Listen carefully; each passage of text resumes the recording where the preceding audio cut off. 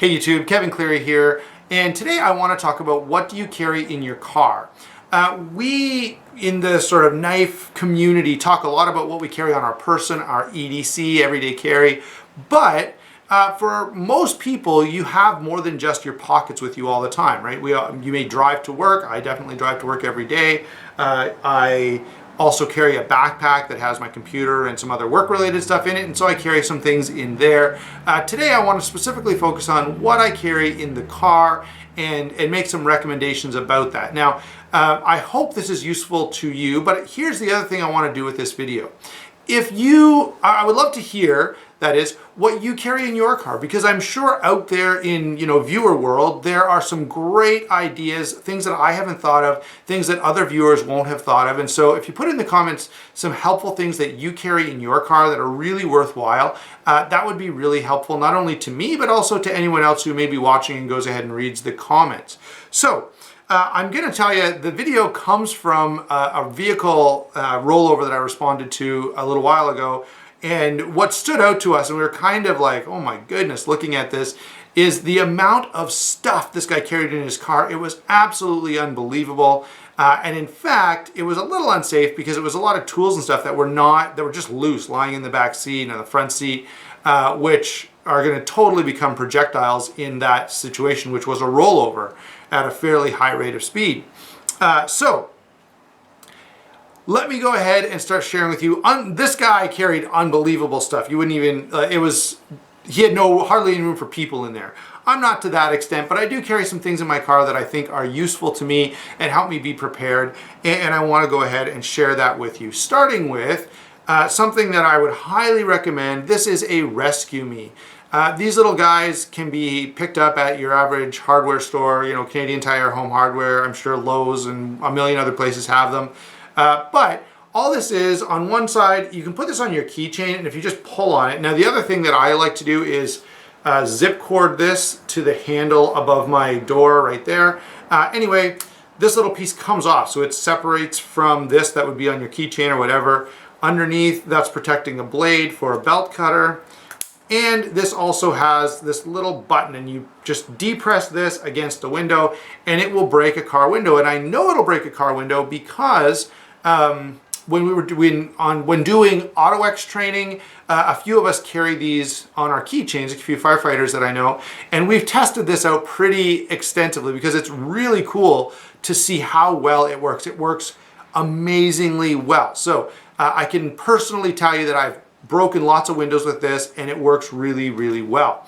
Now, let's move on from that, but that's one that I highly, highly recommend. It's a Rescue Me, and anyone watching this, if you drive a car and don't have one, you should have one. It could literally save your life. Now, in addition to that, I carry some other sort of personal protection or first aid type stuff, and I carry it right here in a first aid kit. This first aid kit was, I don't know, it was a free one. I think they were giving away somewhere. And so what I did is I took it, and it was mediocre at best, but then I've added all kinds of things of my own in here based on my first aid training.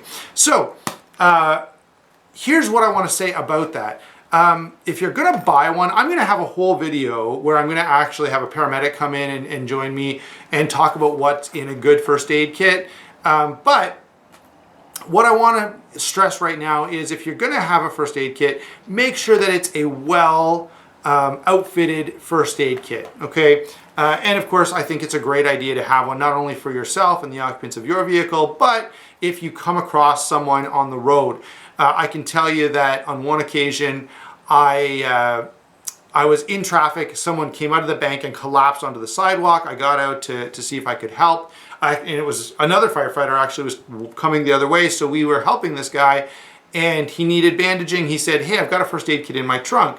I went to the trunk, got the first aid kit, and it was terrible. In fact, in the bag, I found like nothing that would help anyone with any kind of first aid. There were like stickers, a ballpoint pen or two, and it was all like totally useless stuff like that. So if you're gonna have a first aid kit, make sure it's got useful stuff in it. Okay, let's carry on with the rest of the stuff that's in my car. I know it's a knife channel, so let's get out a knife. This is the SOG Seal Pup Elite. I really like this knife. good size, you know, kind of light, easy to carry, but I have this in my car close to the driver's seat, and the reason to carry a fixed blade in your car is because, number one, if you're ever in a rollover or something, you may not be able to get to your pocket, and number two, a folding knife is, you may or may not have the fine motor skills to operate a folding knife, where a fixed blade, you're just going to pull it out and immediately you can use it for cutting a seatbelt or prying something open or whatever you need to do. All right, so a fixed blade knife that is good and strong is highly, highly recommended for your car. And I, again, above a folding knife, because in a bad situation, the first thing to go is fine motor skills. You may or may not be able to operate a folding knife at that point.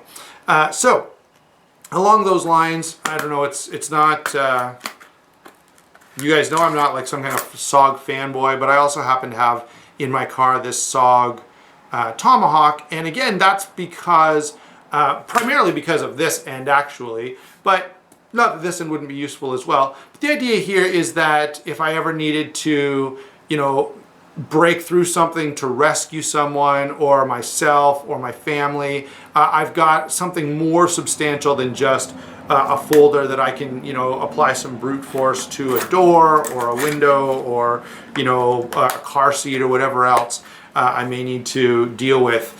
So I wanted something with a little more leverage behind it. I always carry some things for attaching stuff.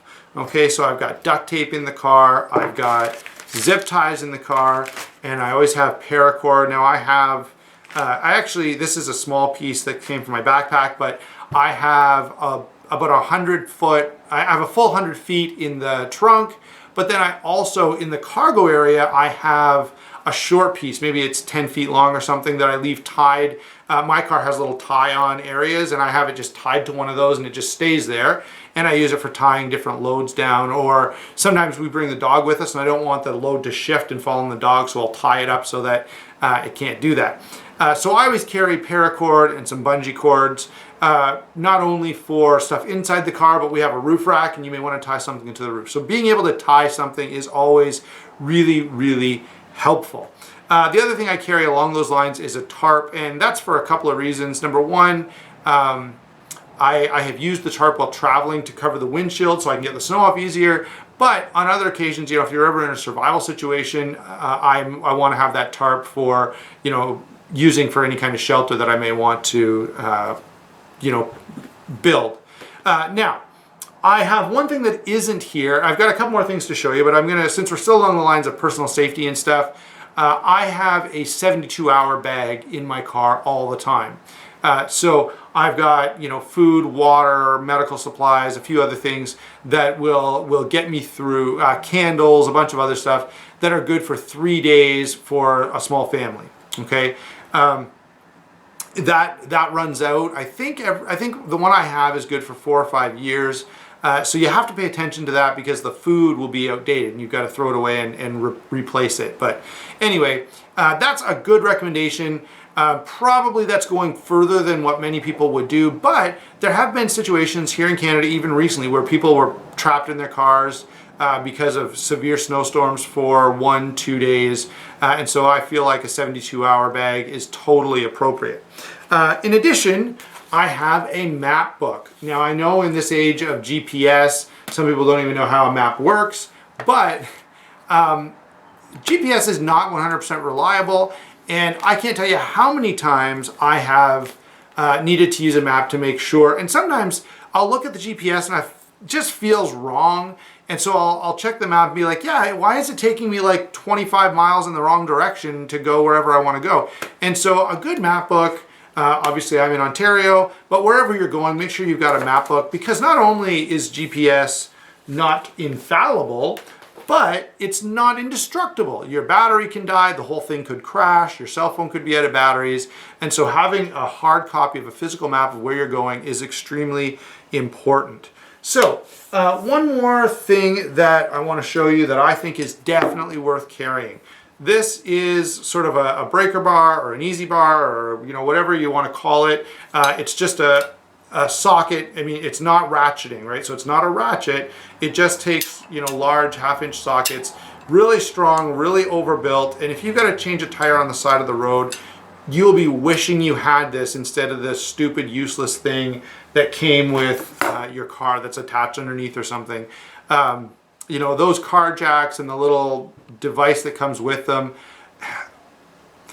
hopefully they'll work in a pinch. I know that I have broken mine. So I wasn't by the side of the road at this time. I was working on my car and I didn't have any other tools around, so I used the one that came with the car, and on like one tire it broke. Okay, so I carry this in my car all the time, and I carry a pretty decent, you know, set of tools in the car. In fact, sometimes I've gone places and been helping somebody with a job and said, wait a second, I've got a better tool for that in my car than the one you're using out of your garage. So carrying some tools in your car, again, is something that I think is really, really useful.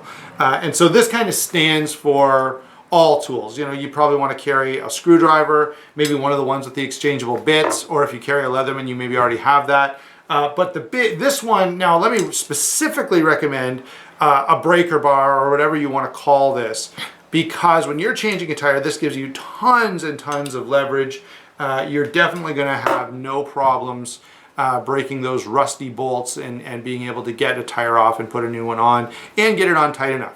So there you go, guys. By the way, if you do that, you're going to want to retorque the tire after. So just make sure that you know, after you go wherever you're going, you make sure that you take your car to a mechanic, or if you're proficient that way, make sure you look over it. Anyway, there you go, guys. That's the stuff that's in my car all the time. I would love to hear what stuff you guys carry around. I hope you enjoyed the video, and I'm really looking forward to the comment section here. Thanks for watching. We'll talk to you later.